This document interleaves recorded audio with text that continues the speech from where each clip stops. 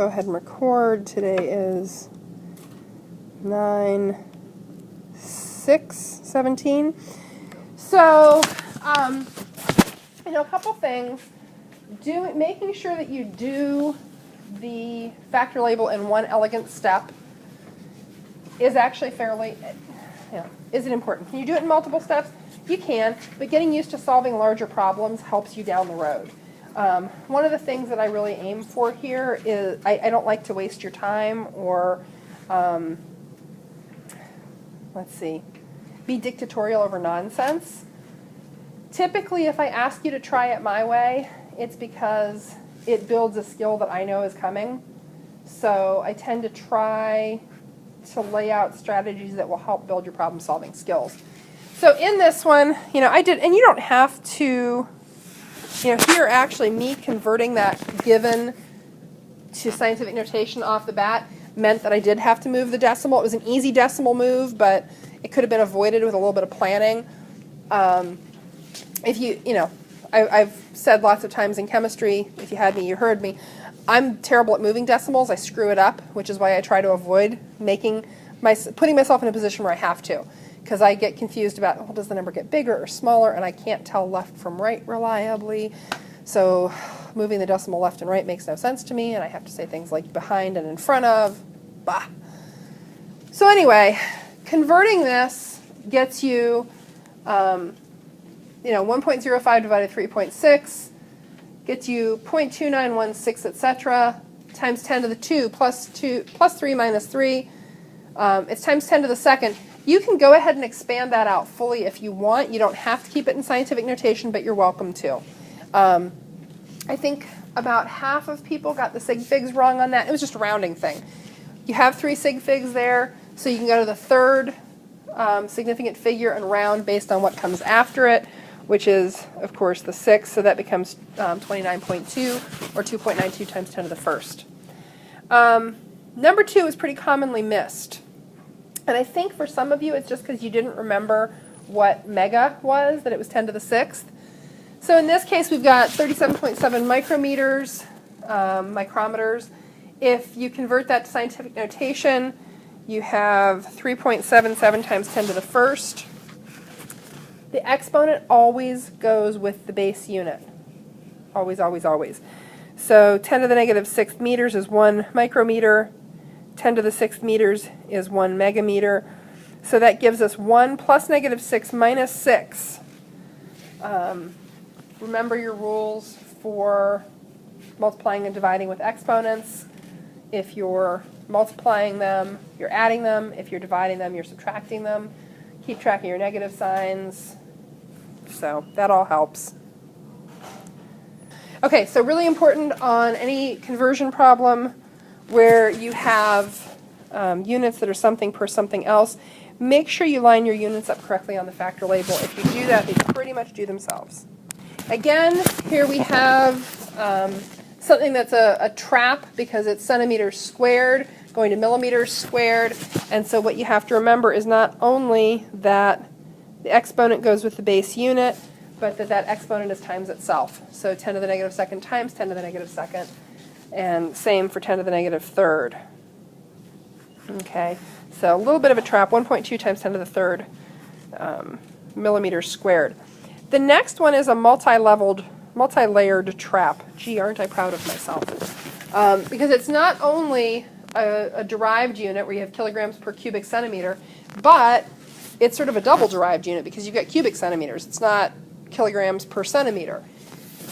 So you have to be careful first that you put your units in the correct place. And I chose to deal with the kilograms first. They're the easier one to deal with. 10 to the third grams is 1 kilogram. And then I chose to deal with that cubed unit. So 1 cubic centimeter is 10 to the negative second times 10 to the negative second times 10 to the negative second cubic meters. That gives us 1.79 times 10 to the, and I ran off the edge of the paper here, we get 1.79 times 10 to the 10th. So, okay, number 5 is pretty easy. You're going from milligrams to micrograms, so you're staying on sort of the same side. You're staying on the smaller side of the scale, but going through base unit is still useful. 10 to the negative third grams is 1 milligram. 10 to the negative sixth grams is 1 microgram. We get 2.3 times 10 to the fifth micrograms out of 230 milligrams. And that last one is also sort of doubly tricky. This would be an acceleration value because you've got a velocity in time squared. So that's always acceleration. Let me recapture that. Okay, so on this,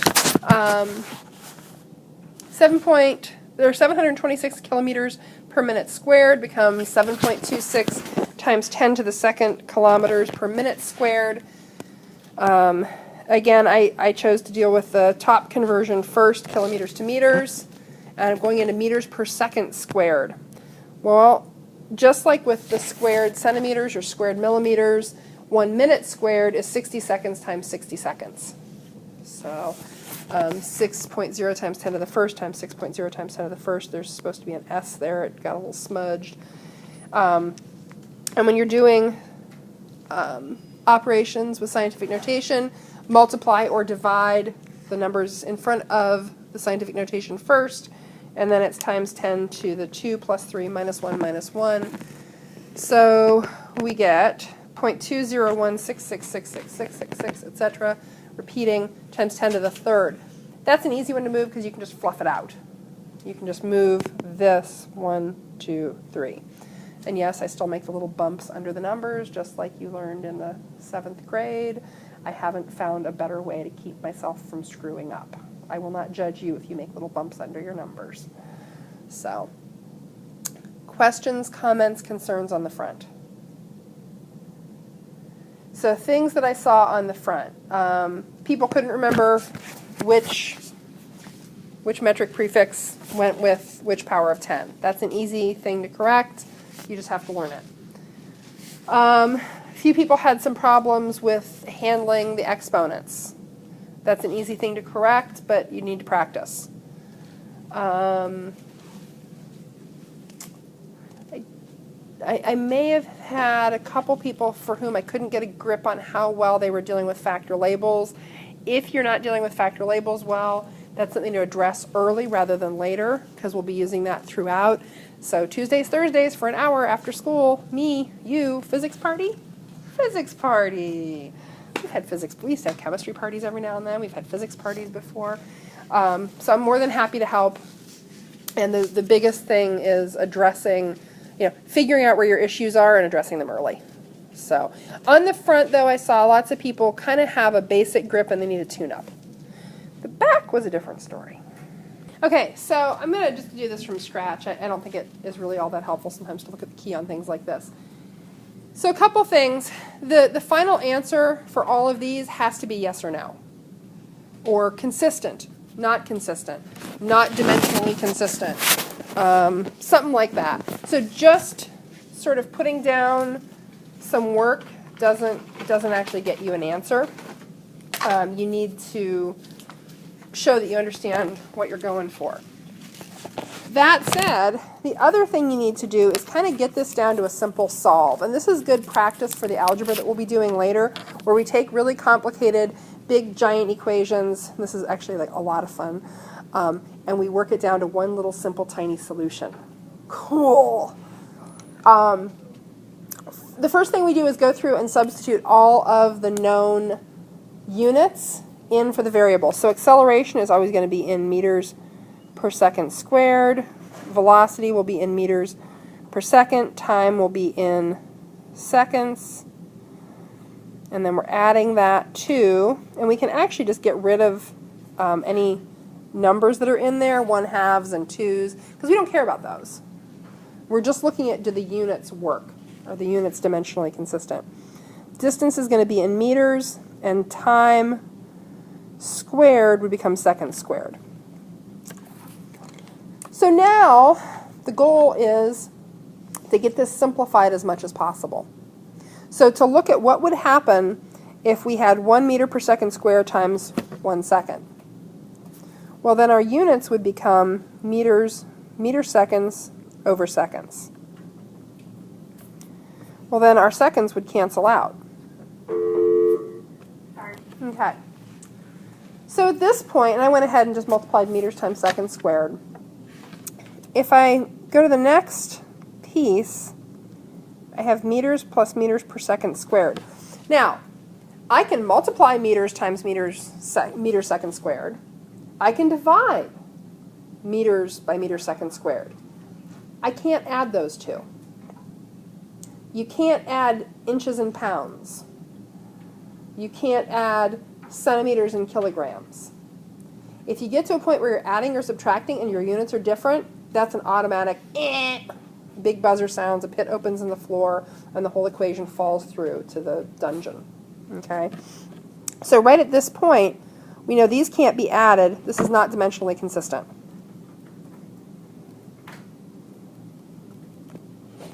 Okay? But you have to get down to the point where you can show, oh, well, this is not equal to that. And then show it. Put a slash through that. It's not equal. Meters per second does not equal meters plus meters second squared. Okay. So for our second one, we've got the square root of, it would usually be delta t, but t over 2v delta x equals delta t squared. Okay.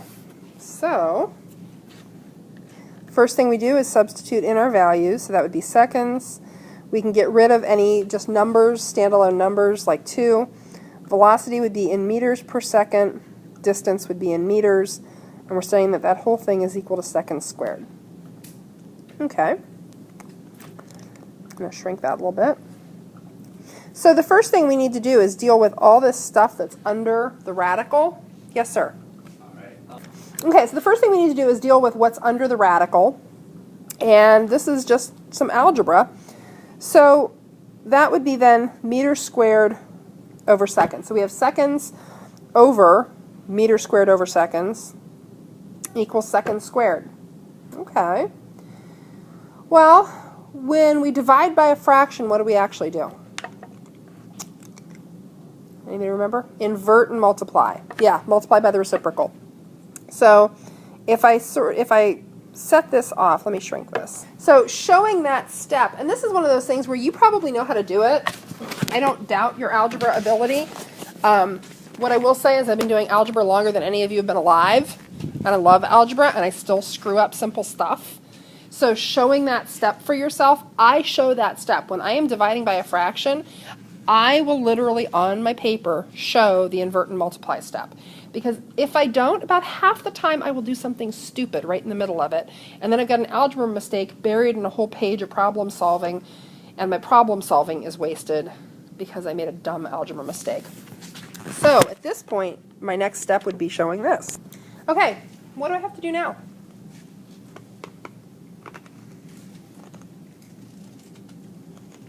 I got two options. But the easier one, everything that's under the radical, I can actually take the square root of. So that would just now be seconds over meters equals s squared. Is that dimensionally correct? No. Those two things are not equal, and therefore I can say not consistent. Not dimensionally correct, however you want to put it. Okay? But you have to get down to that point where you've got a pretty simple solve. Okay, the next one I've got delta x times quantity vi plus vf over v times v acceleration.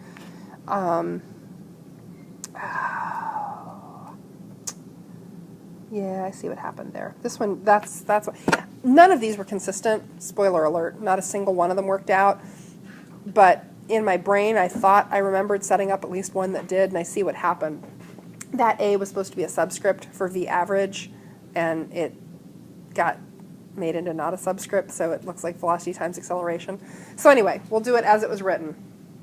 Okay, divided by velocity times acceleration equals delta t, and that makes no sense algebraically. Let's plug in our number, our units, meters times, this would be meters per second plus meters per second, all over meters per second times meters per second squared, and we're saying that this all equals seconds. Okay, now to start doing the algebra. So the first thing we want to do is get rid of the stuff in the parentheses. We're adding units and the units are the same. Can we do that? Yeah. And our units would be meters per second. So we now have meters times, meters times meters per second over, well, when we multiply meters per second times meters per second squared, what do we get? Meters squared over seconds cubed. Okay. So now we can deal with rationalizing the large fraction. I'm going to invert and multiply. I'm keeping my meters out there for right now. And I'm just going to kind of bracket this off to help keep my brain straight. Did I screw something up? Not yet? Okay. Did I screw something up? No. Oh, okay. Tell me if I do, because I do. Yeah, what did I screw up? No. Because remember, here, we're looking at what would happen if I added those two quantities. So if I added 10 meters per second plus 1 meter per second, what are my units? So meters per second. If I add 3 centimeters and 3 centimeters, what are my units? Centimeters. So when we've got addition and subtraction, and this is a hard part to get with dimensional analysis, when we have addition and subtraction, the units don't change. We don't modify them in any way. So we can't add seconds and centimeters. They don't add. They're different quantities. But we can add two measurements with the same units. So that's how. We didn't eliminate it. We just looked at, well, what would the units be for that result? Okay. So now, and no, when I say did I screw something up, I screw things up. I'll say it's just to keep you on your toes, but no, I trip over my own brain. It's fine. You know, just call me on it. Gosh. Okay. So I'm going to deal with what's in that larger fraction, and I'm going to rationalize it. So I'm going to do the invert and multiply. Meters over seconds times seconds cubed over meters. I got to shrink all this. These things do get messy. They take up a lot of space, and I probably should have given you more space on the quiz. My apologies. Okay. So I've now got meters times meters seconds cubed over meters seconds. Well, meters goes away. And now I have seconds cubed over seconds. And so I can get rid of that, make that a squared. I'm just going to bring this up here. So now I have meters times seconds squared equals seconds. So meters seconds squared equals seconds. Is that true? No, not dimensionally consistent. Doesn't work. If I hadn't typoed and that A had been a subscript, I think this is the one that was supposed to work out, but oh well. Do you feel like you understand this better now? Okay. Okay, good. Okay, number 10, delta x divided by A delta t equals V. So first step, what? Sub in the units. So delta x is always going to be meters, meters per second squared times seconds equals meters per second. Okay, I'm going to start by attacking anything I can. Okay, I can multiply the meters per second squared times seconds. Okay, so we've got meters over the other fraction, meters seconds divided by seconds squared equals meters per second squared. I can immediately cancel out that. I've now got meters over meters per second, and I can further invert and multiply.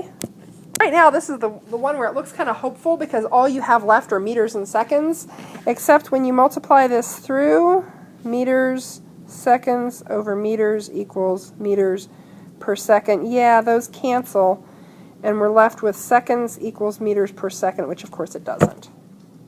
Not dimensionally correct. 2 delta t over AV equals delta x. We're going to immediately get rid of the 2 and plug in units. Seconds over meters per second squared times meters per second equals meters. Messy, messy M. Okay, I'm going to start by multiplying the stuff that's in the denominator.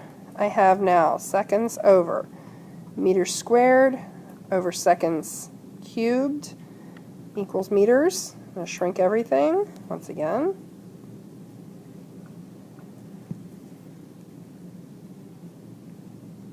So So now I'm going to do my invert and multiply. Seconds times seconds cubed over meters squared equals meters. What do I end up with? Seconds to the 4th power over meters squared equals meters. Now you can take that further, and I think somebody multiplied both sides by meters squared, so you end up with seconds to the 4th equals meters cubed. But we know, I mean, we know at the last step this is not dimensionally correct, so no. So none of them worked out. Oops.